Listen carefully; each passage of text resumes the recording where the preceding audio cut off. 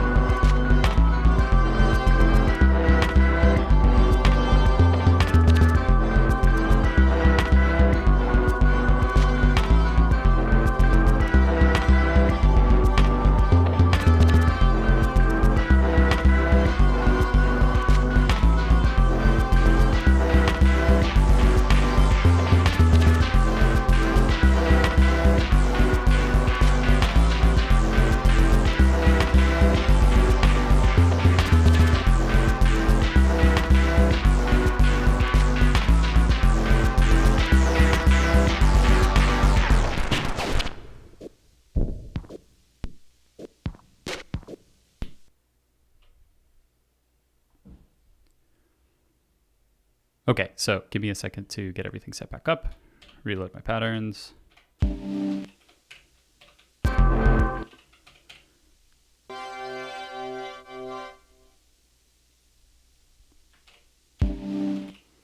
Okay, so first things first, I started off with this basic pattern, the kick, this little tom beat, and this chord sample.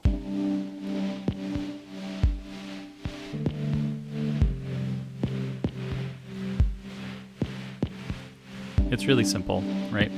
And on top of that, I added a hi-hat and a snare sound.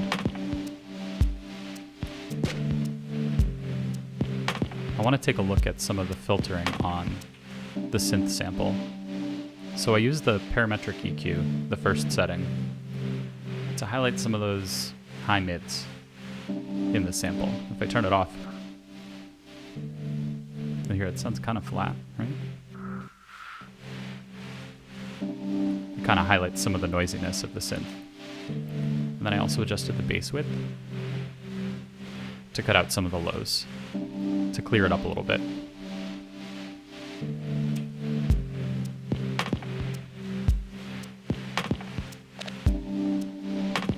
And I really think it just kind of fits well with the percussive elements.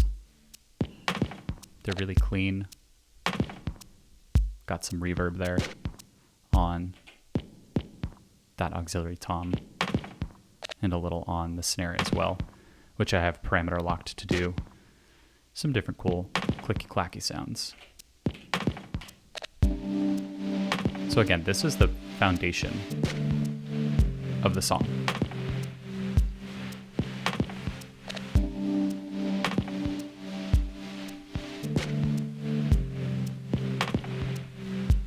So that's my first step, is find your theme. So this is the theme, right? You have your chord progression and you have a basic beat to kind of set the stage. And as you heard, it kind of amps up when I go to the second pattern.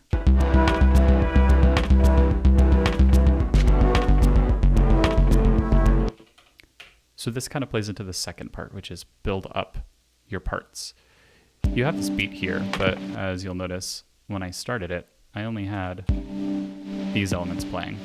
And then I added these percussive elements in rhythmically, the snare and the shaker hi-hat sound. So as we build it up from the initial theme, we go into this second, more frantic pattern. And I'm going to play you first the percussive elements to show you how I built those.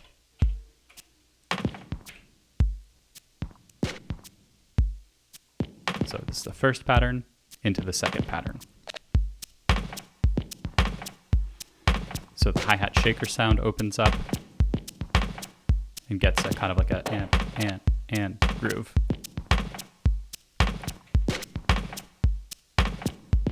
And the kick gets 4 on the floor as a transition from its laid back on the downbeat of every pattern. So that's how you kind of build up that theme that was developed on the drums in the first pattern.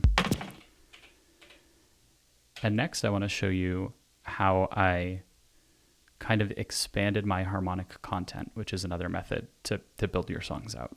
So if you recall, here is our chord sound in the first pattern. And in the second pattern, we have this.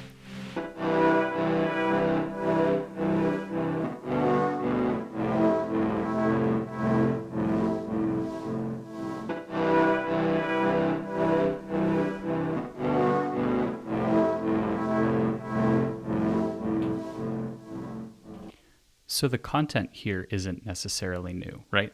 We're still dealing with the same chord structure, but because of the samples we're using, our voicings are a little bit different. I have the two chords panned, almost hard left and right, virtually, for all intents and purposes. They're hard panned left and right. And I kind of took some of the harmonic content that I really liked from that first chord sample, that noisiness, right? And I put that on one sample. And then I took that kind of like lush, thick, round, mid-heavy portion of it, and I put it on the other side. And I'll play those separately, but basically how I did that is just with the EQ. So I'll kind of show you.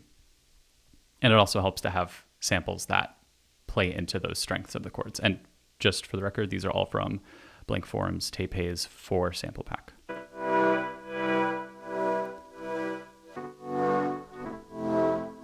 So here I kind of kept the high mids present in this softer sample that's panned to the right. And there's some stereo delay there, so you're hearing it on the left as well.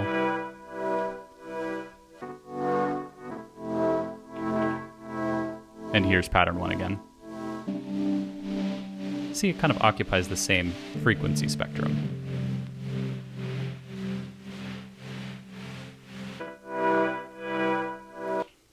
And then for the left side, oh, so sorry, just threw my phone on the ground. And then for the left-sided sample,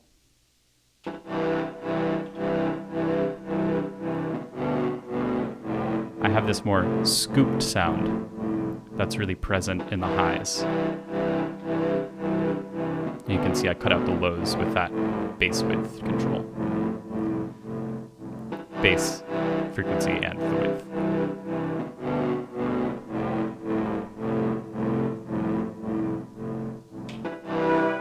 And together they sound like this, compared to the original chord sample. So you can see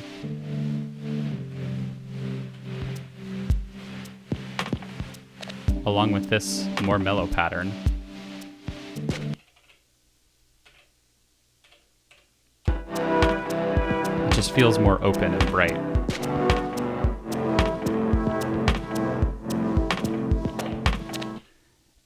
And then an age-old electronic music trick is a bass drop.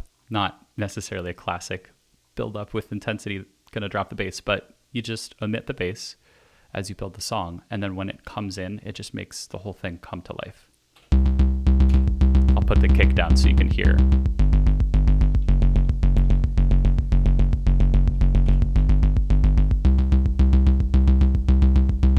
So I don't have this sidechained or anything. What I did is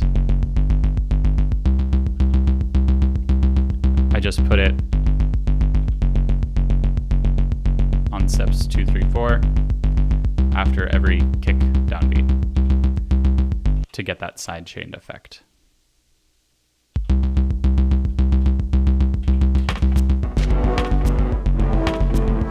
So you can hear how that really opens things up from the first pattern.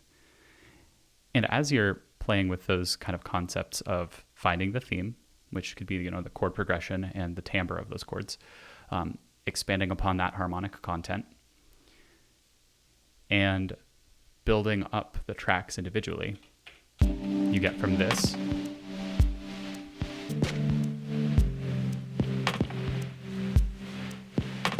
to this.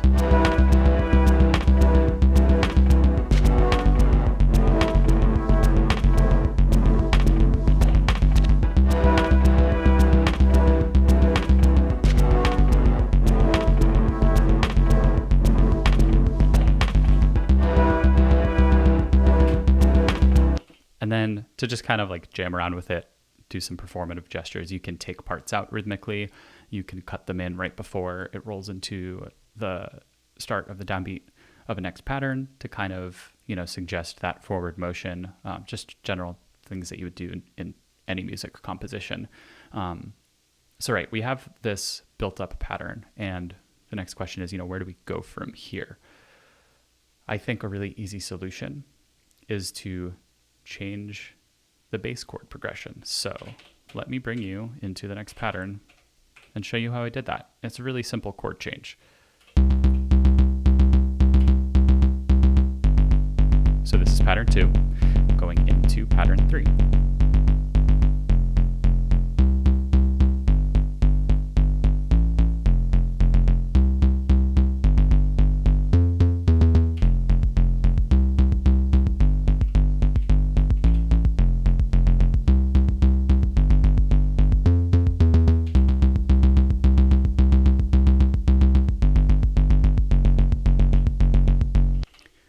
So that's how I changed the bass line. And I'm going to show you that in conjunction with that main chord sample that we have.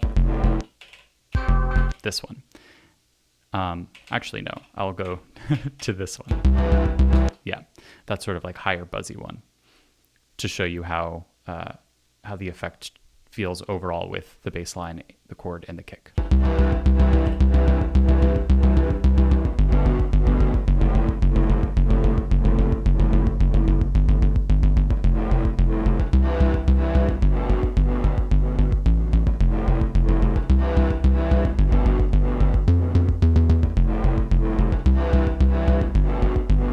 So that sound provides some stability, right? That sort of scooped, buzzy synth sound that's following the progression.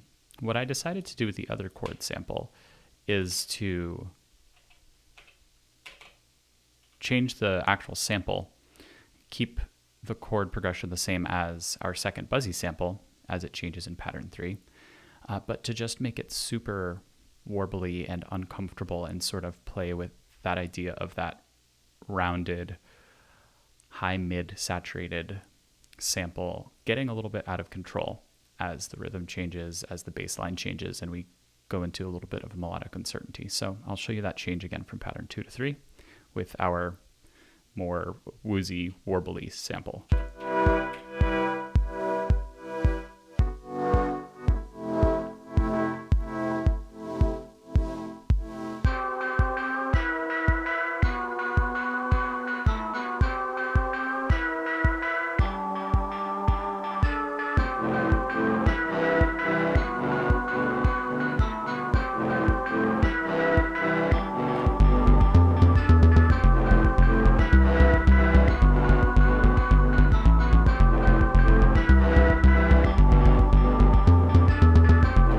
So you can see it just adds that sort of element of like discomfort, and this feels a little dreamier, you know, like a good dream. And then this kind of starts to unravel into wonky nightmare territory.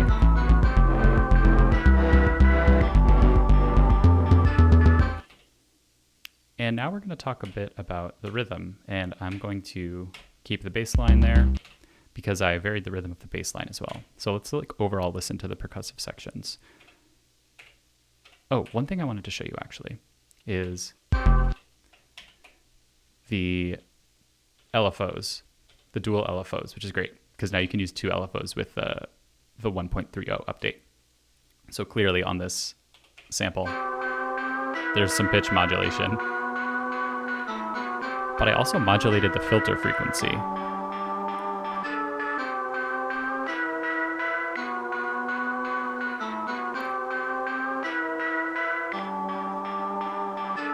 And you can really hear that when I bring the bit rate up.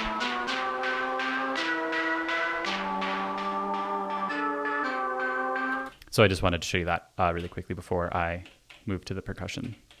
So, okay, let's listen to the percussion now. This is pattern 2.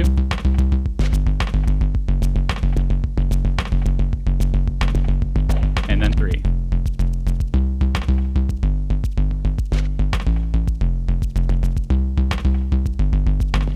So you can hear it kind of like sits back a little bit more in the pocket into like a little bit of a groove rather than a 4 on the floor pattern.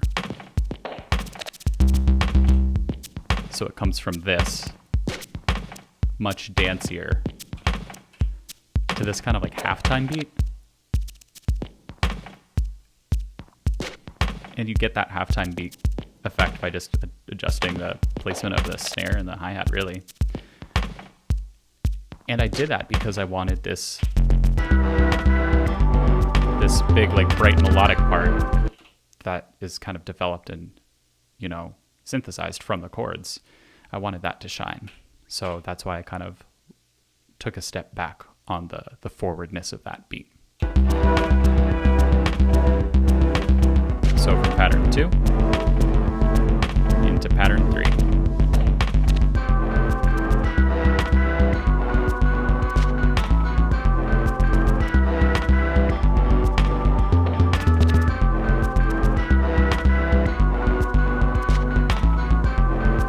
So again, developing the theme, playing with your harmonic content and highlighting different frequencies on different parts to help things come to life as the song progresses.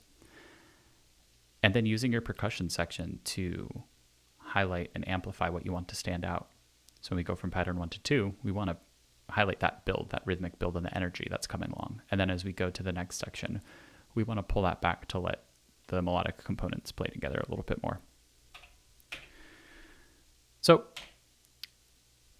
performatively, what I do as I exit the first pattern is I mute the chord sample so we're just left with the straight beat when we go back to it. And I do this because off screen I have a little mixer, the Blue Box 1010, and I have my modular running through that.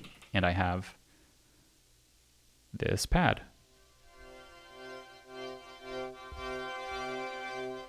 that you hear. And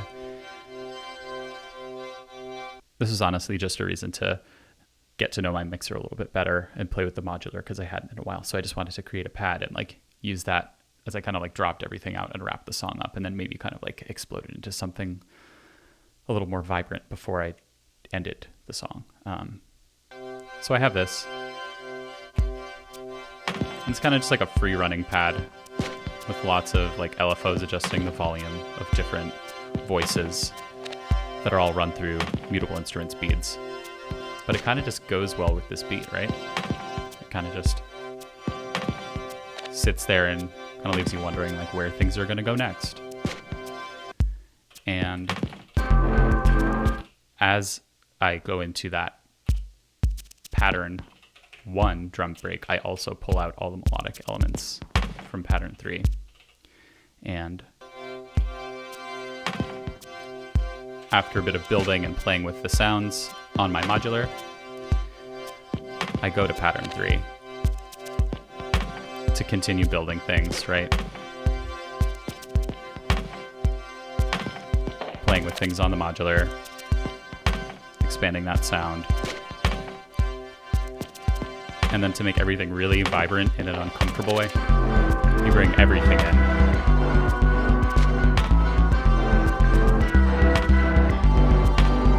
And you can hear a lot of dissonance, right? With all the chords and the bass.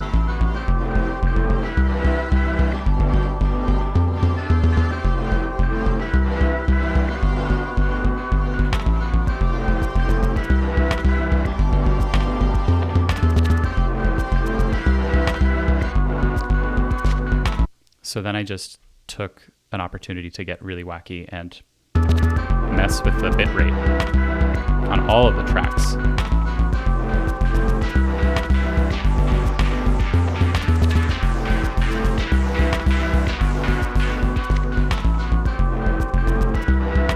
And that just acts as kind of like a rise for the whole thing.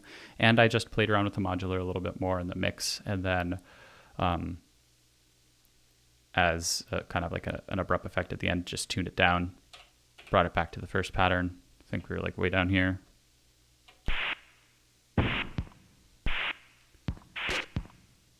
And then you end it. And that's just kind of for like a jarring approach to ending that like really jubilant, vibrant thing that I had going on.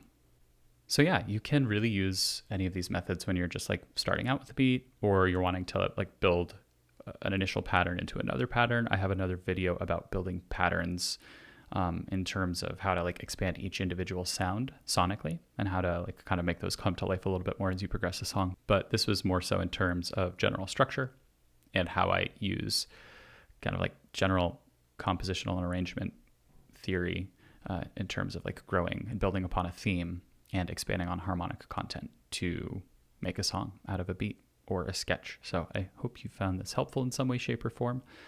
And if you stuck around to the end, please consider subscribing to the channel and checking out my Digitakt playlist. I have a bunch of other tips and tricks videos there to kind of guide you along your rocky Digitakt journey as I have mine. All right. Thanks again for stopping by. Peace.